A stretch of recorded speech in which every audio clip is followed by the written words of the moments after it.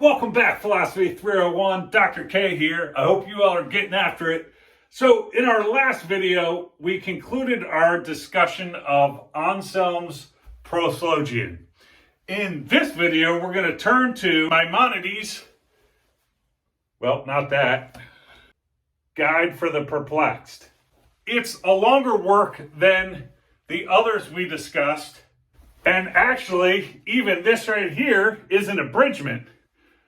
Right? The original works run 2 volumes. The point is, it's a longer work and we're not going to be able to cover all the topics in it. So what I've picked are what I take to be 3 main topics that we're going to discuss in Maimonides' Guide. So the first is Maimonides' Taxonomy of Attributes and Argument for Negative Theology. And you can find the discussion for this to run roughly pages 66 to 81. The second topic we're going to discuss is Maimonides' Argument for God. And you can find the argument for this on pages 89 to 92. The third topic we're going to discuss is Maimonides on the problem of the origin of the world and his argument for the Jewish position as a solution to that problem. You can find the discussion for this on pages 94 to 118. So if you can read the whole book, then pay special attention to these pages, because these are the topics that we're going to focus on and which I'm going to test you on, right? Remember, I put a brief bio of Maimonides up on Canvas, and you want to read that as well. Okay then, so let's turn to our very first topic, namely Maimonides' Taxonomy of Attributes. I want to say at the outset, too, that Maimonides, in certain ways, can, I think, be the toughest of the thinkers that we've looked at. And that's because he's got a kind of Aristotelian, very scientific, intellectual bent. That's not to say that Augustine, Boethius, Anselm weren't intellectuals. Of course they were. But my take on it anyway is they kind of wrote from the heart in the way that they write and the way that they approach topics. There's something charming about that. But I'd say when I read the guide, no doubt it's got some charm, but it's very scientific. He's very analytic, and you'll see with this taxonomy what I mean. So if this isn't your thing, you're going to have to bear with it, and I think it will pay off. Plus, I'm going to test you on it anyway. Okay, so let's turn to our discussion of Maimonides' Taxonomy of Attributes. An attribute, you can think of it as just being a term that specifies a thing in some way. And as we go through, you're going to get lots of examples. So Maimonides offers a taxonomy of attributes. That's to say, he lays out what the main kinds are and then what the subcategories or subkinds are, and gives lots of examples of each. It's important that we discuss Maimonides' taxonomy of attributes, because that taxonomy is going to be behind some of the most important elements of his philosophy. For example, it's going to be behind his position, which is sometimes referred to as negative theology, which holds that there are certain positive attributes that you cannot predicate of God. For example, you can't predicate goodness of God, right? You can't predicate the attribute of goodness to God. Or you can say God is good. God is good. But you can't say that and make a true statement. If you want to make true statements about God, you can only make statements about what God does and what he is not. So you could say God does good things, or you could say God is not good, or you could say God is not bad, but you can't say God is all good, right? So understanding his taxonomy of attributes is necessary for understanding his negative theology, and it's also background or necessary to understanding his argument for the existence of God. So let's start by looking at the taxonomy in just an overview. So you get an overview, and then we'll go into it in more detail. So again, attributes are terms that specify a thing in some way. Now he identifies 2 main kinds: positive attributes and negative attributes. Under the positive attributes, there are 4 subkinds: essential, accidental or qualitative, relational, and action. And there are further subkinds of essential attributes, namely repetitive, fully defining or explanatory, and partially defining. There are also subcategories of relational attributes, namely temporal attributes, spatial attributes, and individual attributes. So now that we've had an overview of the taxonomy generally, let's start in and looking at it in more detail.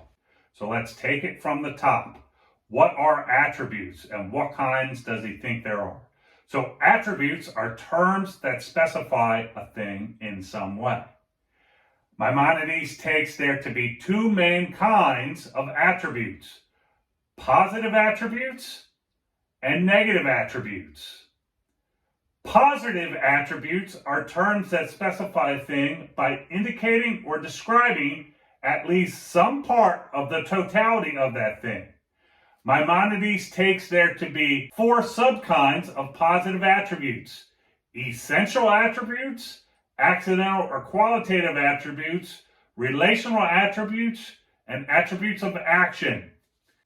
Essential attributes are terms that specify a thing by either repetitively identifying it with itself or by defining it. There are 3 subkinds of essential attributes: repetitive attributes, fully defining attributes, or explanatory attributes, and partially defining attributes. Repetitive attributes define a thing with itself. So in the sentence below, man is a man, man in the predicate of that sentence is a repetitive attribute because it's marking out what the thing is with the term that refers to itself.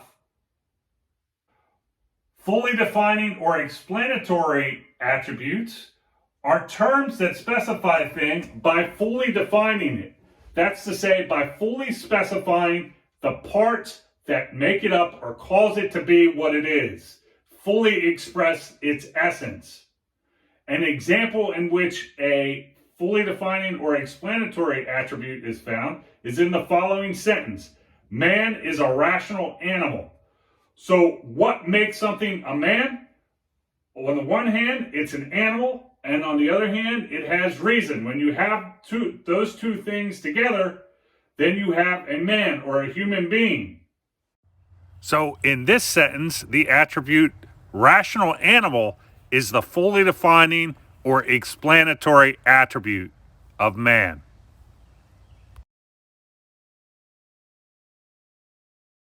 Partially defining attributes are terms that specify a thing by only partially defining it. If we want examples of a partially defining attribute, look at the following sentence. The first one reads, man is rational. In this example, rational is a partially defining attribute. Why? Because it's a term that specifies man by partially defining it. You don't have the full definition of man just by saying man is rational. Man is also an animal, a rational animal. So rational only marks out part of the essence of what man is, and in that sense, it's only partially defining. In the second sentence, man is an animal, that as well marks out part of what it is, of how a man is defined, but it leaves out rationality. In that sense, when animal is predicated of man, it's functioning only as a partially defining attribute. The second main kind of positive attribute that Maimonides identifies are accidental, or what he also sometimes calls qualitative attributes. Accidental or qualitative attributes are terms that specify a thing, not by defining it in any way, but by indicating something in it. That's to say, some accident or quality or property that it has. Something that it can have at one time and not have at another. These terms do not mark out what the core or essence of the thing is, just something that it has that's in it that it could lose, that it could have at one time and not have at another. An example in which a accidental or qualitative attribute is used is the following. Zayed is nice, right? Nice here is an accidental or qualitative attribute because it marks out an accidental or qualitative feature of Zayed, namely that he's nice, or niceness. But niceness isn't part of the essence of Zayed. It's not part of what makes Zayed Zayed. It's a quality that he has. The third type of positive attribute that Maimonides identifies are relational attributes. Relational attributes are terms that specify a thing by indicating its relation to something else, such as a time, place, or other individual. Maimonides takes there to be three kinds of relational attributes: temporal, spatial, and individual. Temporal attributes are terms that specify a thing by indicating its relation to time. If we want an example in which a temporal attribute is found, look at the following. Zayed was born in 1202. Born in 1202 is a temporal attribute that specifies Zayed by indicating his relation to time. Namely, Zayed was born in 1202. Spatial attributes are terms that specify a thing by indicating its relation to space or place. Take the following example. Zayed is in the blue house. In the blue house is a spatial attribute that specifies Zayed by indicating his relation to a place. Where is Zayed? He's in the blue house. Individual relational attributes are terms that specify a thing by indicating its relation to another individual. We have three examples of individual relational attributes. Zayed is the father of Bakar. So the father of is a relational attribute that specifies Zayed by indicating his relation to another individual, namely Bakar. In our second example, Zayed is the partner of Umar.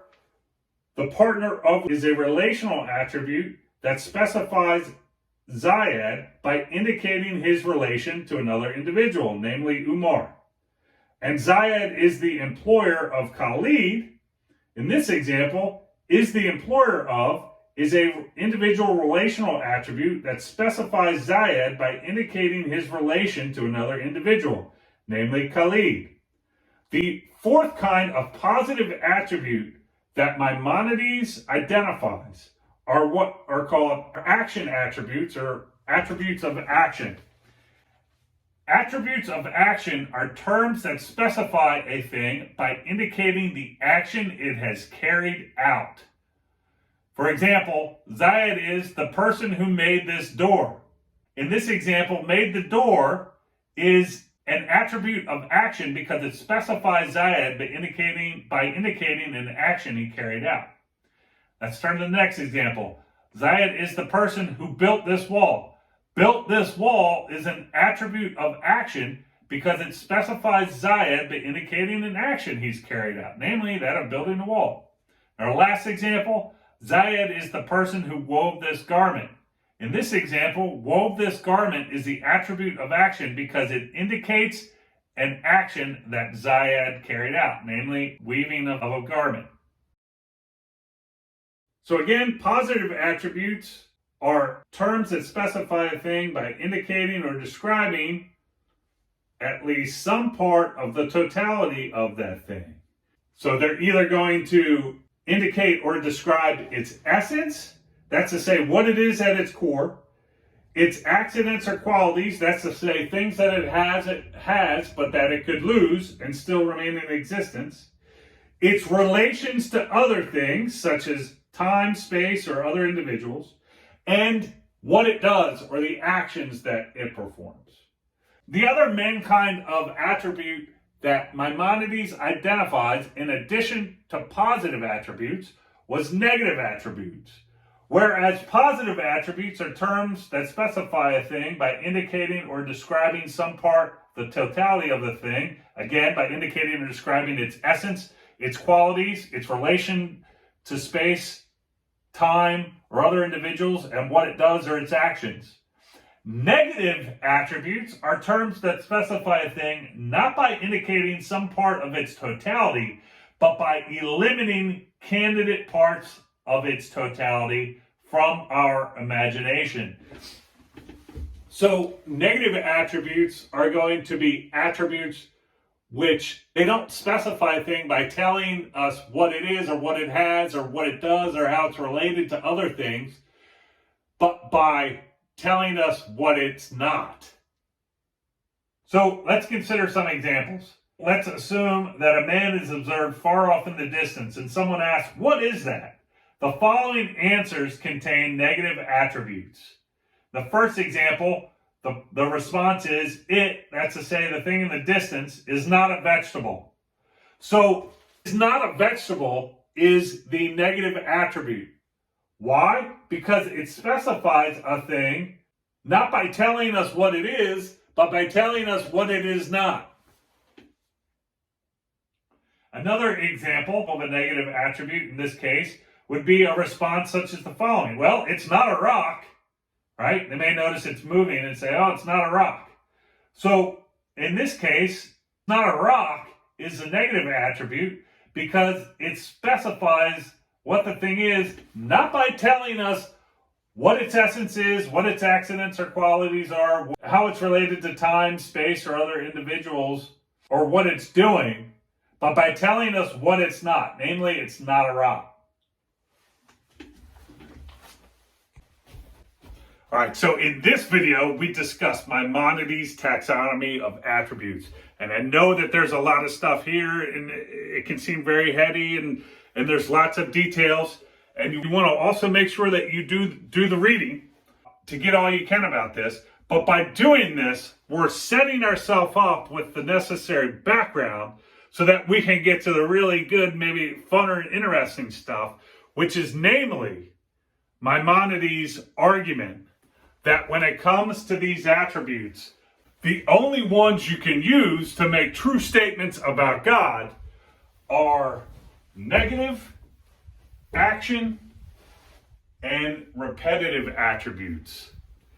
And since action attributes only tell us about what a thing does, negative attributes only tell us what a thing is not, and repetitive attributes only identify a thing with itself, we can't make any true or helpful and meaningful statements about what God is. And hence we can't really know what God is. All we can know is what God is not and what he does. And that God is God. So in the next video, we're going to look at Maimonides' arguments by which he eliminates certain other of these attributes being truly predicable of God. So I'll see you in the next video. Dr. K out.